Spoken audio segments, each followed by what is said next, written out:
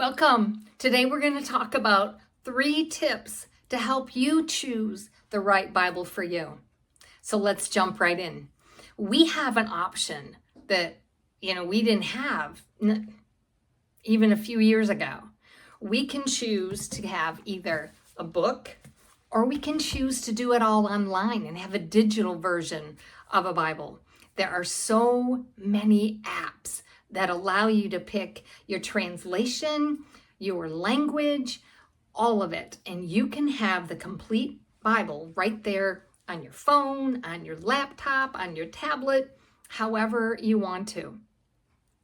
Me, I love to have this in my hand, but I also love the fact that I can do a digital and be listening to the Word of God when I'm on the treadmill or driving or somewhere where I shouldn't be reading a book, especially not driving, right? So there's a decision that you need to choose which one, or maybe a combination of both.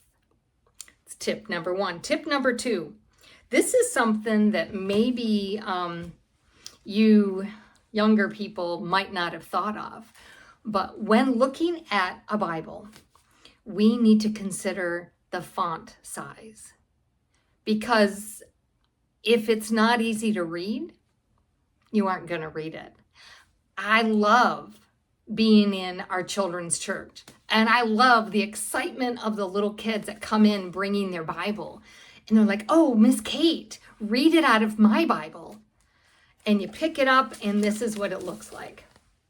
Yeah, I can't read that, even with my glasses on. My arms are not long enough. So you need to pick a font that's easy to read, where the digital comes in because you can change the font size. When you buy a hardbound, you need to make sure that the font is something you're comfortable with. Now, my mom, where is it? I dropped it. The very first Bible I got was from my mom and dad when I first came and gave my life to Jesus Christ. I don't even crack it open anymore. It just is just a touch smaller than what's really comfortable for me to read. Font size, you really have to consider it. Tip number 3, style and size. What type of Bible do you want? This is my study Bible. Yeah, it weighs probably a good 5 pounds. But if you're looking for a Bible that you want to stick in a bag, take with you to Bible study, take with you to church, this is probably not what you want to get. This sits on my desk and I use it for reference, but I don't take it with me anywhere because it's heavy and it's just not very portable. There's thin line Bibles, which are great, but again, font size. What type of style do you want? I have this beautiful Bible that was a gift. I mean, look at that, all the little work on here. I love it. It fits in my purse.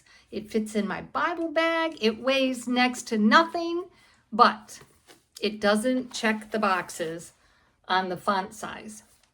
It has to check boxes or you're never going to use it. It's got to check the box for ease of use. It's got to check the box on the font size. And it has to check the box for what you want to do with it.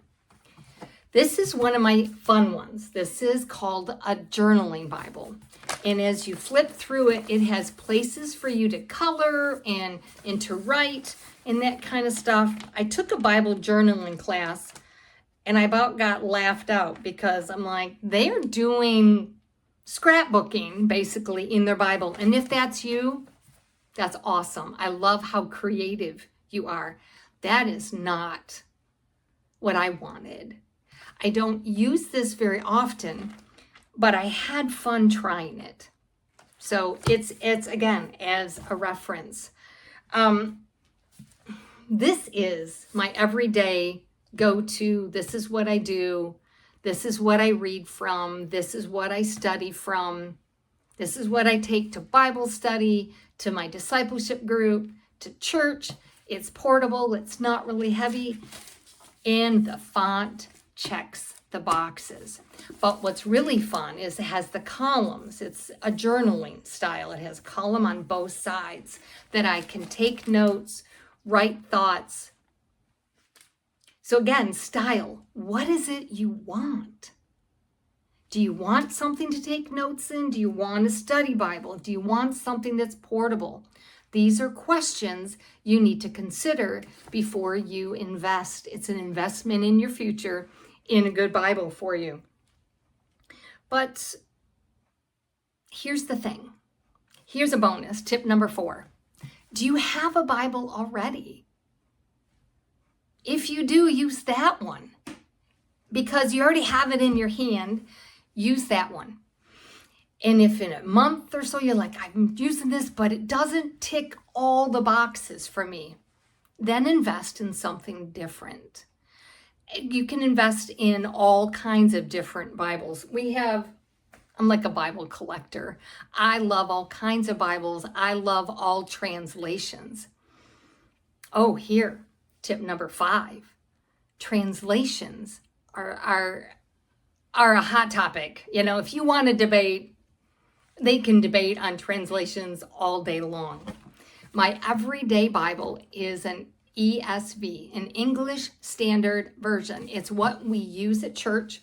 It's what my pastor teaches out of. This is his preference. And 4 years ago when he came, I didn't have an ESV.